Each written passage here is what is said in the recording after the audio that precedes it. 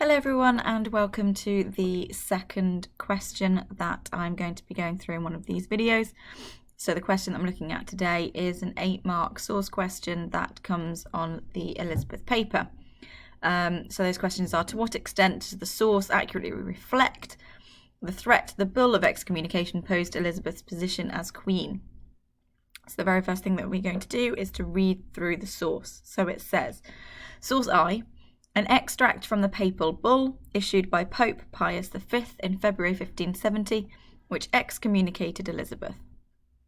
So it says, Elizabeth, the pretended Queen of England, having seized on the kingdom and monstrously usurped the place of supreme head of the Church in all England, and the chief authority and jurisdiction thereof, hath again reduced the said kingdom into a miserable and ruinous condition, which was so lately reclaimed to the Catholic faith, and a thriving condition during the reign of Mary I, declare the aforesaid Elizabeth as being an heretic and favourer of heretics, to have incurred the sentence of excommunication, and to be cut off from the unity of the body of Christ.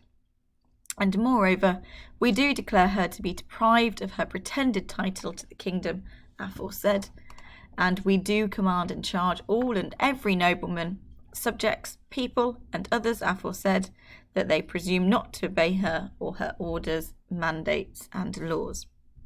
So this is the source that we're going to be working with today. And the first thing that we need to think about when doing a to what extent does the source accurately reflect question is that we need to have 3 stages to our answer. So we've got step 1, you can also think of it as paragraph 1, identify and discuss the key points raised in the source. We have step 2, you could think of it as paragraph 2, use of own knowledge to provide historical context to test the accuracy of the source. And step 3, you can think of it as paragraph 3, reaches a substantiated judgment upon the accuracy of the statement posed in the question. So we're going to take each of these stages in turn, and we are going to be looking at the source through the guise of step 1, step 2, and step 3 to create our answer that we could submit so that we have got some good exam practice for these 8-mark questions. So step 1.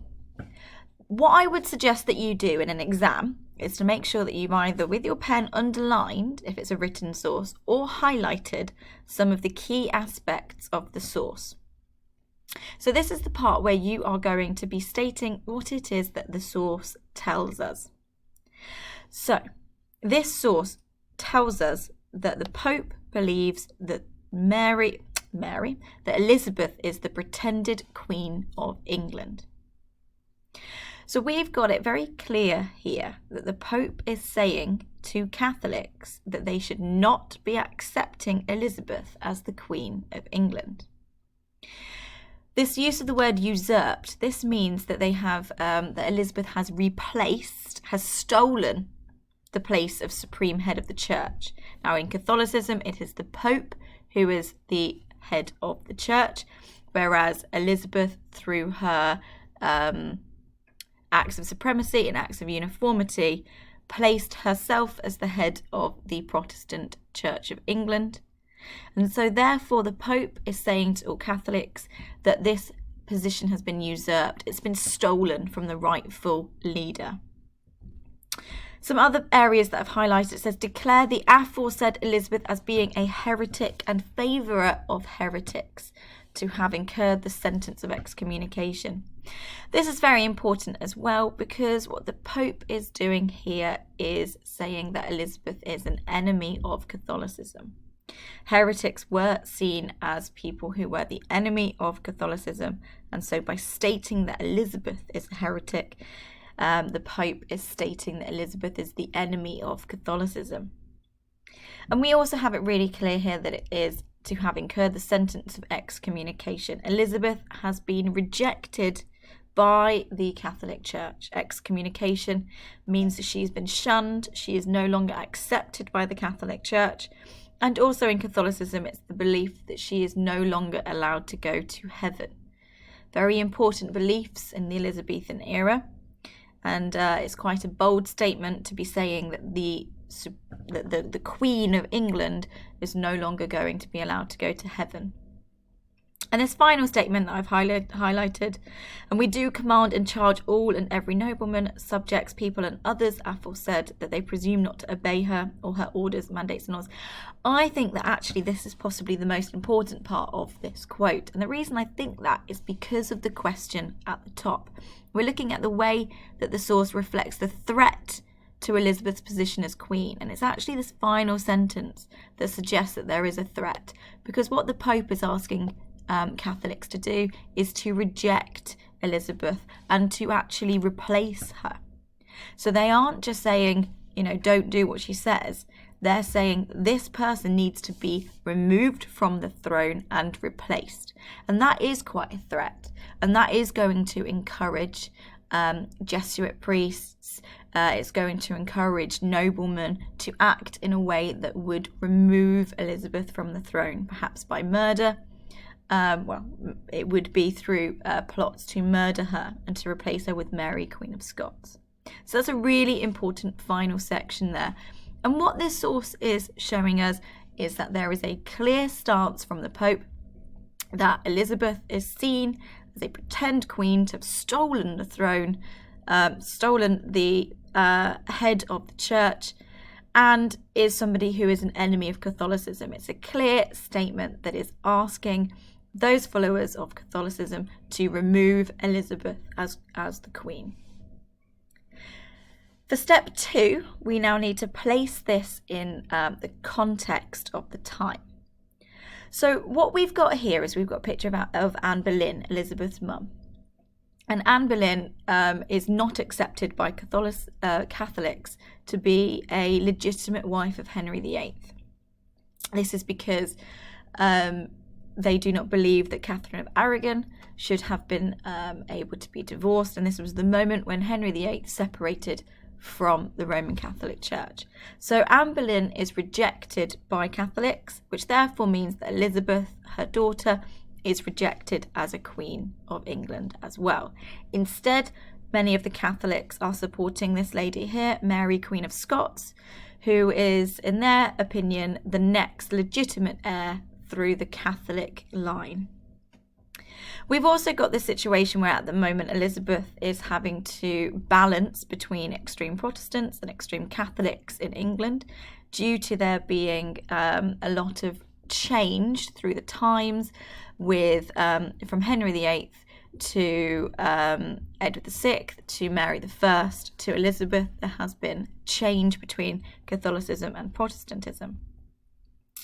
And what Elizabeth is having to do there is to balance. She's introduced the acts of supremacy and the acts of uniformity, and she is trying to create that middle way. The reason why all of this is important is because the Pope, at this moment when he is issuing this papal bull, he is trying to capitalise on the discontent that was caused when Mary, the Queen of Scots, arrived in England.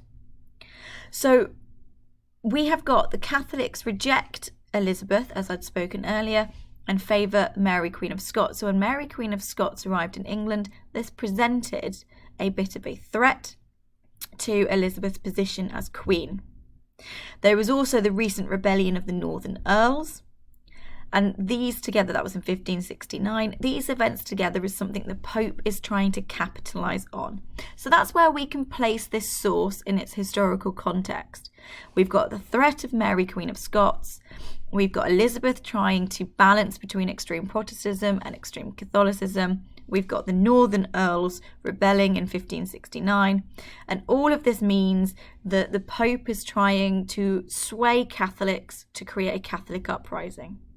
He's also trying to drum up that foreign support and is hoping that there will be enough power behind his statement and behind the Catholic agenda that they will replace Elizabeth as Queen with Mary, Queen of Scots. That is the historical context. For step 3, This is where we need to look at the provenance of the source. So we need to be looking at the nature, the origin and the purpose. And we're also having a look at the reliability and accuracy of the nature, origin and purpose based upon the context of the source.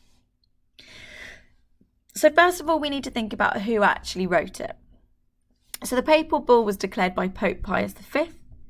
And one of the things that we can note here is that this is written from an extreme Catholic standpoint. It's the head of the Roman Catholic Church. And so the Pope is going to be strongly rejecting Elizabeth's status as Queen of England. We can think about when it was written. So it was written in 1570.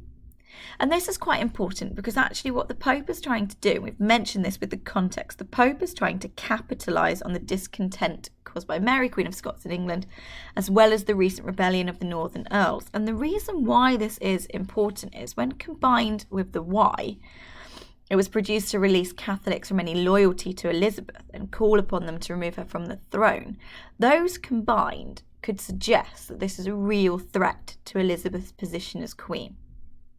We have got the Pope trying to call the Catholic agenda into an alliance against Elizabeth as Queen. However, we then have to take that statement in its context. And what we know is that the Pope quite drastically miscalculated. So the Pope had seriously overestimated his power over Catholics in England and Wales, who by this time had mostly accepted the middle way. Yes, there was extreme Protestantism, Puritans, and yes, there was extreme Catholicism, but these were in the minority. The majority of England and Wales had accepted Elizabeth and had accepted the middle way. Most did not want the Pope to have political power. So we could come to the conclusion that the source is actually overestimating the threat to Elizabeth. But in order to kind of show that, we have to show that we understand the importance of who wrote it, when it was written and why, in order to actually have this statement that it is an overestimation of the threat to Elizabeth. So just to recap, we have done our 3 stages. We've identified what the source is telling us. We have then placed that in our own historical context. And we have then used the provenance of the source and the historical context in order to come up with a judgment about the accuracy of the statement posed in the question. So we are able to quite confidently say that this does pose a threat if the Catholics had not accepted Elizabeth, but due to the majority of people in England and Wales accepting Elizabeth, this was actually quite a drastic miscalculation, overestimation of the threat that the Pope was able to pose Elizabeth. Thank you very much for listening, and I will upload another video shortly with a 3rd question. Thank you.